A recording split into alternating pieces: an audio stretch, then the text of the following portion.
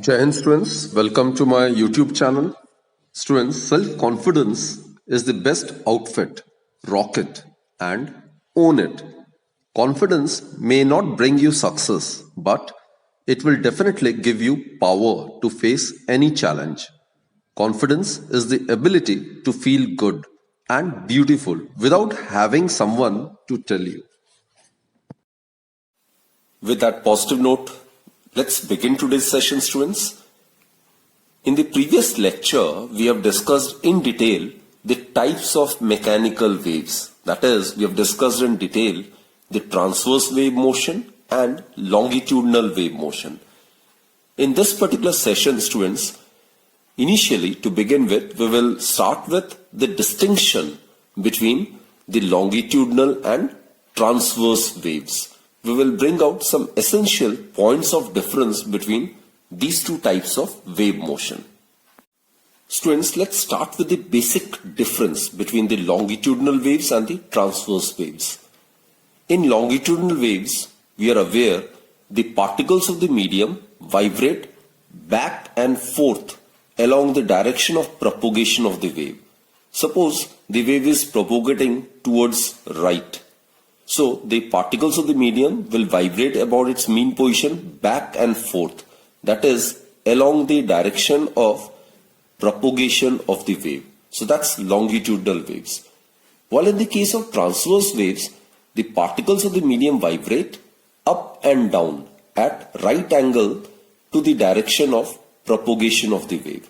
Here, if we consider the wave to be propagating towards right, then the particles of the medium, it vibrates up and down about its mean position, perpendicular to the direction of propagation of the wave. And that's transverse wave motion, right? And second point is, students, as we are aware, the longitudinal waves, it travels in the form of alternate compressions and rarefactions. So longitudinal waves, it travel in the form of alternate compressions. Compressions are also known as condensations. So they travel in the form of alternate compressions and rarefactions. And here I must also add that one compression and one rarefaction, it constitutes one wave, right? While on the other hand, in the case of transverse waves or transverse wave motion, it travels in the form of alternate crests and troughs. So it travels in the form of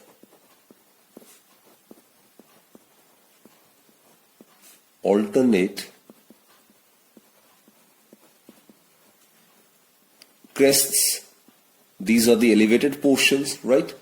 And troughs. Troughs are the depressed portions below the normal level. And here, one crest and one trough, it will constitute one wave. Then third point, students. Longitudinal waves, it can be formed in any medium, be it solid, liquid or gas. So, these waves can be formed in any medium, whether it is solid, liquid or gas. While on the other hand, the transverse waves, they can be formed only in the case of solids. And students, they can also be formed on the surface of the liquids only, right? So, it can be formed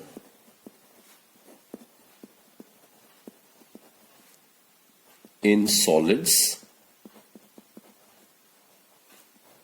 and on the surfaces of liquids.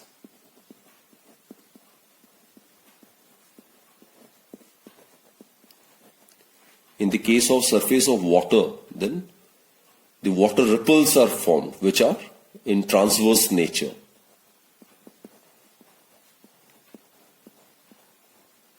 Students, when longitudinal wave propagates, then due to the formation of compressions and rarefactions, there are pressure changes in the medium. While on the other hand, there are no pressure changes in the medium when transverse wave propagates through a medium. Then there is another important point of difference is that the longitudinal waves, these cannot be polarized. These cannot be polarized. Now, polarization is the phenomena in which the vibrations are restricted in a particular plane. So, longitudinal waves, they can't be polarized. While on the other hand, the transverse waves, they can be polarized. So, these can be polarized.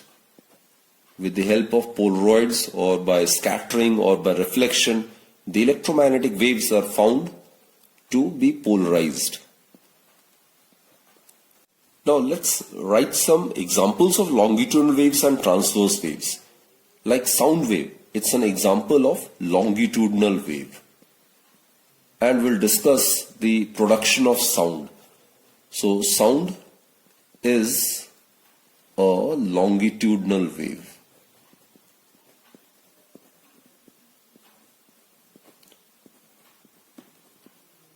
Actually, sound is defined as the physical cause which enables us to have the sensation of hearing. We'll discuss about sound right in this session only.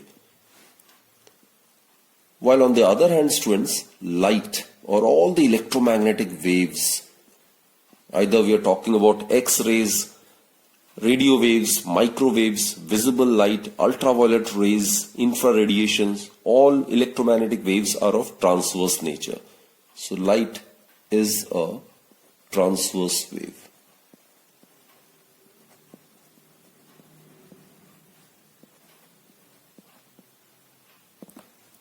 Both sound, which is a longitudinal wave, and light, which is a transverse wave, they are associated with wave motion. Now students, light waves are electromagnetic waves propagating in free space at tremendous speed of about 3 into 10 raised to power 8 meter per second, which is about 3 lakh kilometer per second. On the other hand, sound is a mechanical wave, right? And in an elastic medium, it moves with a relatively small speed of about 336 to 340 meter per second. Further students, whereas light, it does not require any medium to pass through. But sound, it cannot travel in vacuum.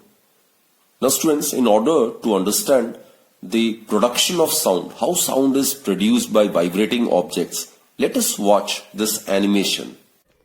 We come across a lot of sounds every day on a pleasant note. Here the nightingales sing. Here is a car moving. And these are some crackers bursting. And finally, there's a favorite band playing the most famous music in the city. There's a variety of sounds that we hear. So what is sound? Sound is actually a form of energy which produces a sensation of hearing in our ears. Observe that the speakers are vibrating. When touched, we can feel the to and fro movement. When the drummer beats the drums with the sticks, then the skin of the drum vibrates and produces sound. As the air molecules vibrate against each other, sound waves are formed and the sound of the drums can be heard. Thus, the drummer uses his mechanical energy and hits the drums with the drumsticks and sets it to vibrate, which eventually produces sound. Let us now consider some other examples. When we ring a cycle bell, then the cycle bell vibrates and produces sound. Thus, sound is produced by the vibrations of sounding body. When we place our fingertips on our throat and hum a song, we do feel the vibrations near our throat. And yes, human voice is produced due to the vibrations of vocal cords. A tuning fork serves as a useful illustration of how a vibrating object can produce sound. The fork consists of a handle and two tines. When the tuning fork is hit with a rubber hammer, the tines begin to vibrate. The back and forth vibration of the tines produce disturbances of the surrounding air molecules or water molecules. As the tines continue to vibrate, an alternating pattern of high and low pressure regions are created. These regions are transported through the surrounding air, carrying the sound signal from one location to another. Now students, we will be discussing the speed of transverse and longitudinal wave motion. Let's start with the speed of longitudinal wave motion. Now students, Newton, on the basis of theoretical considerations, he deduced the following formula for the velocity of longitudinal waves in an elastic medium. He found that the velocity of longitudinal waves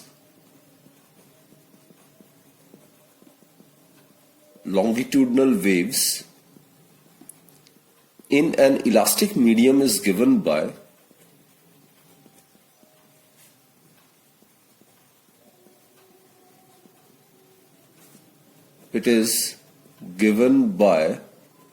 V, it's equal to square root of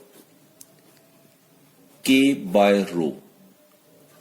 Now students, here K is the elasticity of the medium and rho is the density of the undisturbed medium, right? Now in case of solids, this K will be represented by Y, which will be the Young's modulus of elasticity. And in case of fluids, that is, in case of liquids and gases, this K will represent the bulk modulus of elasticity. Now students, when the sound waves propagate through a thin rod, which is a solid, then obviously the length of the rod decreases in the region of compression and it increases in the region of rarefaction. So here the only type of strain involved in this is longitudinal strain, and therefore the only modulus of elasticity to be considered in this case is Young's modulus of elasticity. And thus the velocity of sound in a long thin rod, let's find out its expression. The velocity of sound, which is a longitudinal wave in a long thin rod, is given by V, it's equal to, in this case the elasticity of the medium would be the Young's modulus, which is represented by capital letter Y. So it would be Y by rho. Y is again the elasticity of the medium, in this case it is the Young's modulus. Rho obviously would be the density of the material of the rod. So here Y is the Young's modulus.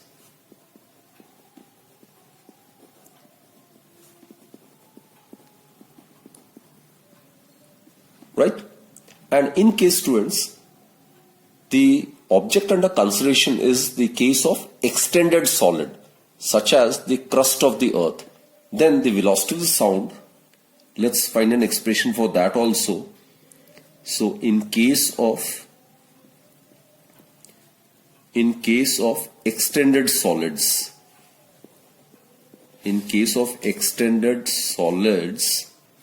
like the crust of the earth, the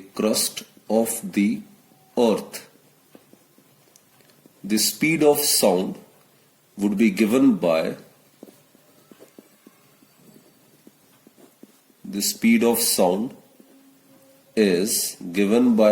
V, it's equal to square root of, in the numerator we have to write the elasticity of the medium, isn't it? Here it would be K, which is the bulk modulus, plus 4 by 3 neta.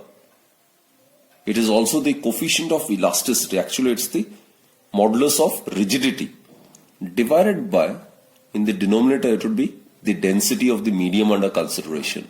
So divided by rho.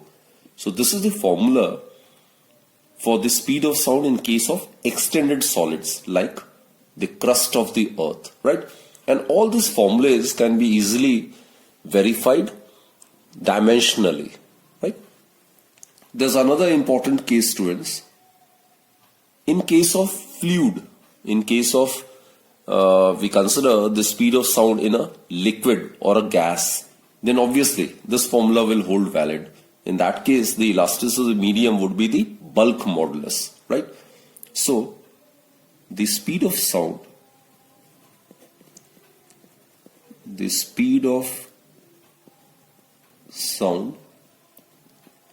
in a liquid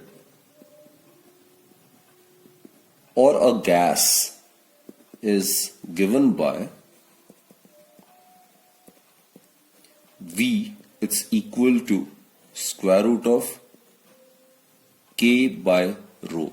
Here, the elasticity of the medium under consideration would be the bulk modulus. Rho would be the density of the liquid under consideration, right? So K over here is the bulk modulus. It will be the bulk modulus.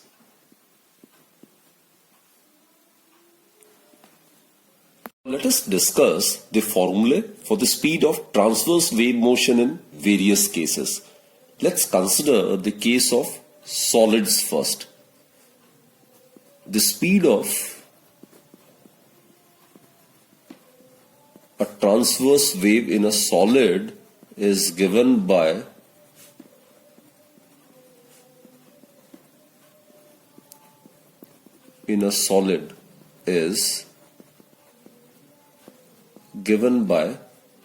V is equal to square root of, in the denominator we should write the elasticity of the medium, and in case of solid the elasticity of the medium is the modulus of rigidity, and that is represented by neta. It's long stressed N. So it is the modulus of rigidity divided by rho.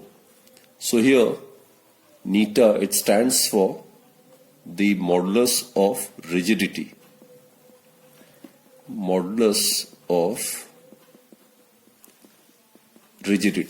And rho, obviously, it denotes the density of the solid under consideration.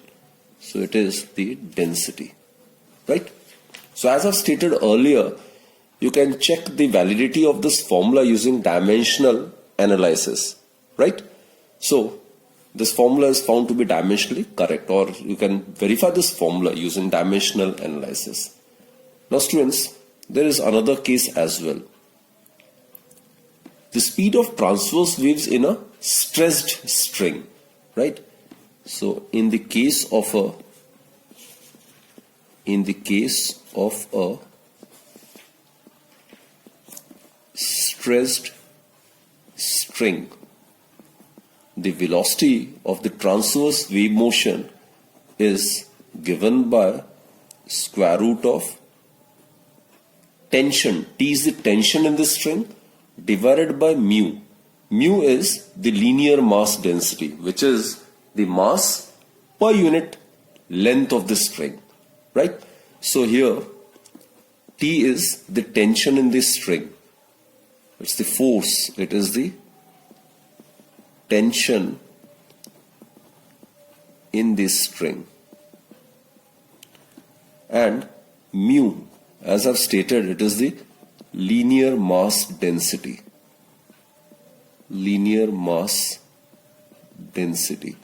So it is actually the mass per unit length. Linear mass density is mass per unit length. So its SI unit would be kg per meter, right?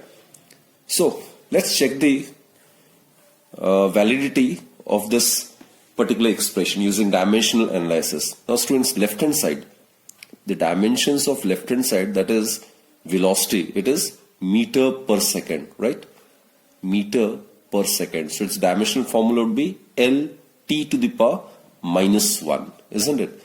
Now right hand side, it would be equal to square root of tension. As I stated, it's a force. Its SI unit is Newton.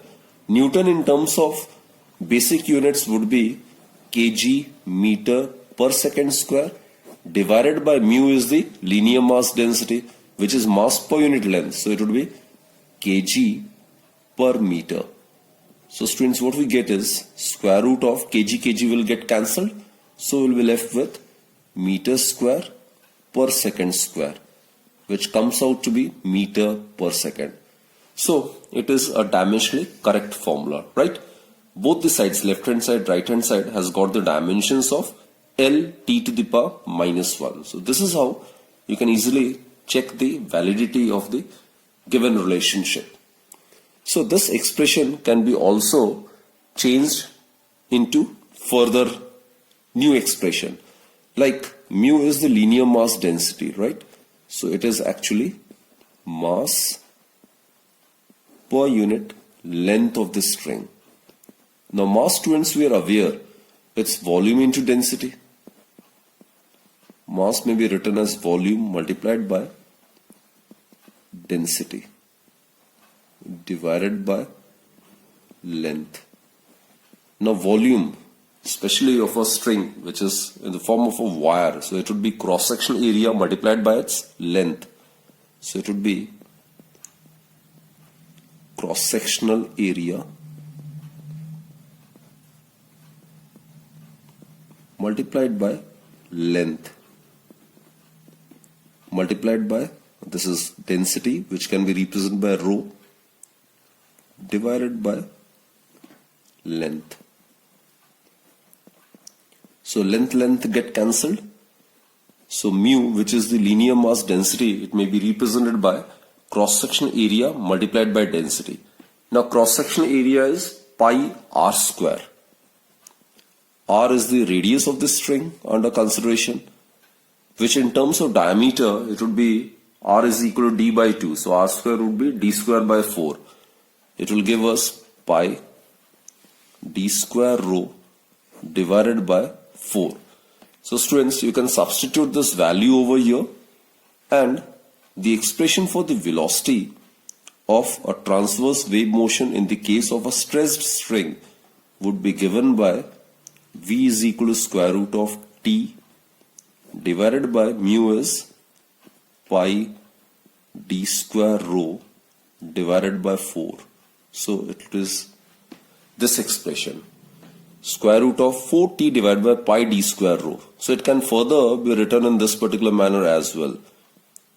The square root of 4 is 2, so it can be taken outside. Square root of d square, so d can be taken outside. So 2 by d square root of T is the tension divided by pi rho. Rho is the density of the string under consideration. That's it for this particular session. Students, keep watching my videos and do study consistently. Thank you.